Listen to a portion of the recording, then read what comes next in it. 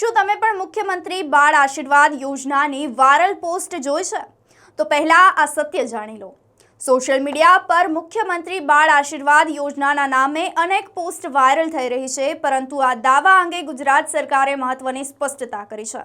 સરકારના જણાવ્યા મુજબ ગુજરાતમાં હાલ મુખ્યમંત્રી બાળ આશીર્વાદ યોજનાના નામે કોઈ યોજના અમલમાં જ નથી. તેથી વાયરલ થઈ રહેલી આ પોસ્ટ ભ્રામક અને અસત્ય છે.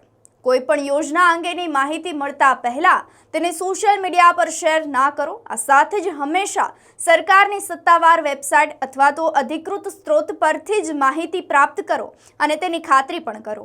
ગુજરાત સરકારે લોકોને અપીલ કરી છે કે અફવાઓથી સાવચેત રહો અને માત્ર સત્તાવાર માહિતી પર જ વિશ્વાસ રાખો.